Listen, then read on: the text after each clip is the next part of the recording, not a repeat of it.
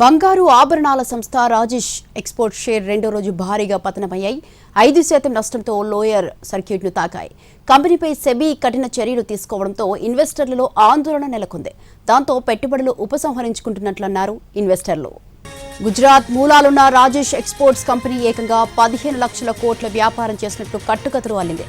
బెంగళూరు వాసి రాజేష్ మెహతా స్థాపించిన Rajesh exports limited నిర్వాకాన్ని SEBI బయటపెట్టింది. 109 పేజీల మధ్యంతర నివేదిక విడుదల చేశారు సెబీ అధికారులు. రాజేష్ ఎక్స్పోర్ట్స్ కంపెనీ గత 5 ఏళ్లలో ఒక రేంజ్లో ఫ్రాడ్ చేసిందని వెల్లడించారు. ఇన్నేళ్లుగా ఈ భాగోతం జరుగుతుంటే సెబీ కానీ ఇతర నియంత్రణ సంస్థలు కానీ గుర్తించలేదు. పైగా ఎల్ఐసి గుడ్డిగా అందులో వేల కోట్ల పెట్టుబడులు పెట్టడంపై అనుమానాలు వ్యక్తమవుతున్నాయి. బంగారం శుద్ధి చేయడం, ఎగుమతి చేయడం రాజేష్ ఎక్స్పోర్ట్స్ కంపెనీ పని.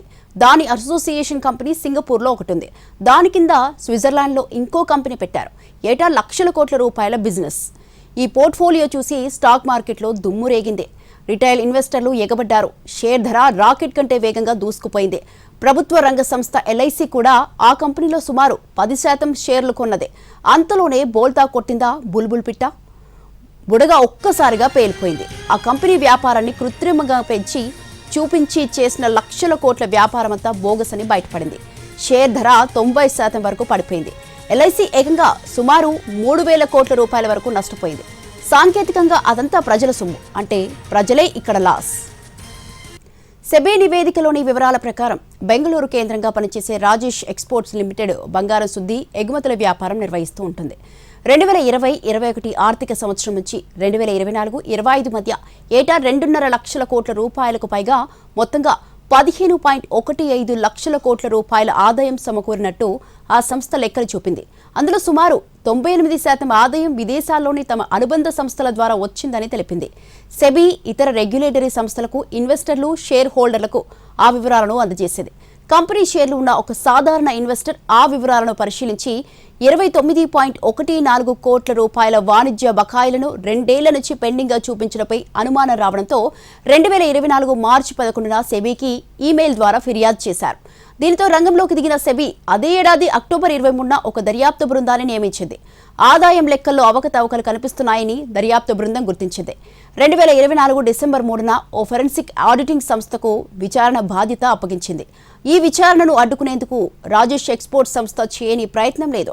స్విట్జర్లాండ్లోని తమ అనుబంధ కంపెనీ వాల్కాంబీ వ్యాపారం వివరాలను అక్కడి చట్టాల ప్రకారం వెల్లడించడానికి వీల్లేదంటూ సహాయ నిరాకరణ చేసింది.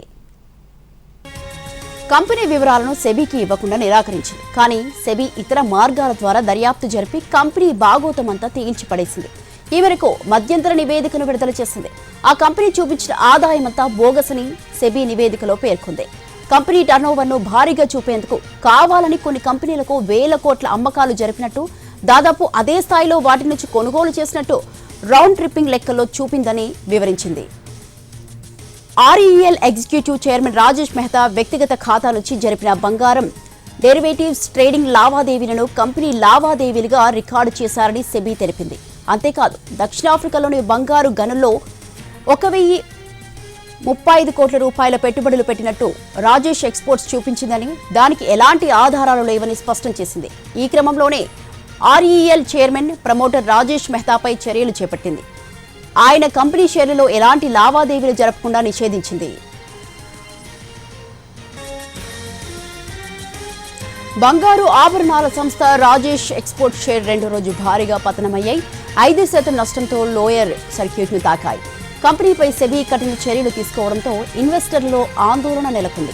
దాంతో పెట్టుబడులు ఉపసంహరించుకుంటున్నారు ఇన్వెస్టర్లు.